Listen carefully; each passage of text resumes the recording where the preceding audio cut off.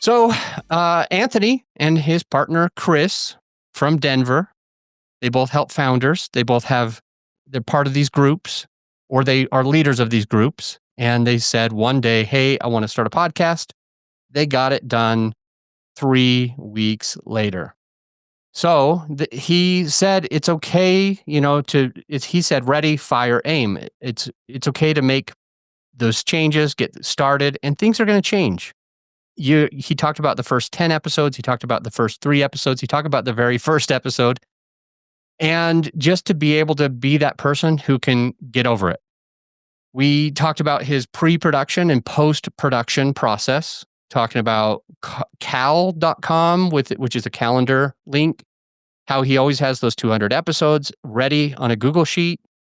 And he also talked about that one thing that he learned along the way that he shared with you, which is when you write your hook, and you can prompt ChatGPT to help you with this.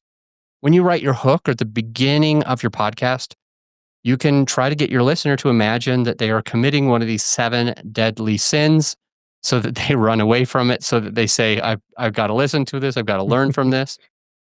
And we also, Anthony talked a little bit about a few tips. I've got 3 in front of me now. When you are going to be a guest on somebody else's show, or when you're going to have guests on your show, how do you think through this? One of the tips that he had was to make it conversational rather than robotic. The next one was to be consistent. Publishing, for example, at least once a week at the same time. Now, Anthony, he publishes 3 or 4 episodes a week. But I'm talking at the minimum for you to be consistent. You want to publish once a week at the same time. Anthony didn't mention this on the podcast, but it does 2 things. It adds credibility to the podcast playing platform, which means there's an algorithm built into the podcast playing platform, whether that's Spotify or Apple or one of the others, which sees that you're consistent. And so it's more likely to put you in front of more people rather than block you from more people. What advantage would the podcast playing platform have to put an inconsistent podcast in front of somebody? Because they wouldn't know if somebody would stay on their platform.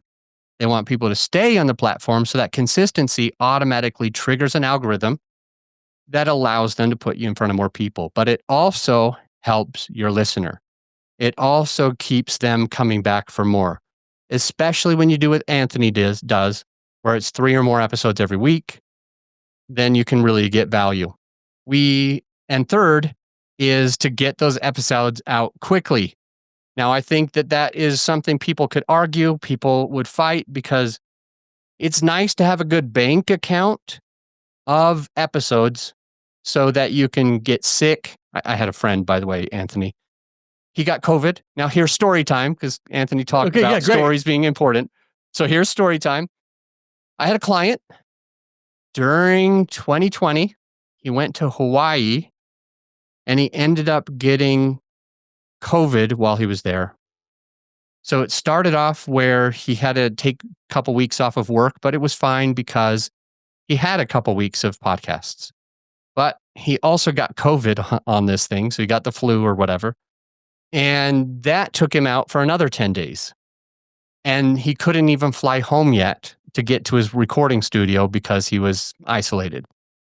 And then whenever he got back home, and after he healed, he had a random emergency gallbladder surgery. Now, I don't know if they removed it or if they worked on it, but these things can happen where it's back-to-back things topping one after another that make it really challenging. So me and a few clients are like, I want to be ahead 5 months. I want to have a savings account. That means that if I get sick, if I go on vacation, if I want to take from Thanksgiving to Christmas off, I can, or Thanksgiving to New Year's off, I can just let those episodes come out and I'm fine because I've got a savings account, and that's going to help me keep consistent. But with Anthony on the other side, also sharing that if you get on that podcast and it takes 5 months for it to come out, then how are you going to feel? Some of that stuff might be old news. You wanted to promote something and you no longer can. Or, hey, it finally went up and it's like, wait, what podcast was I on? Anthony said, I don't even know if I remember that conversation. What podcast was I on? Are you likely to share that episode? If you don't even hardly remember the conversation, probably not. So you're going to have to think between that. How far out can I be? I'm curious, you, Anthony.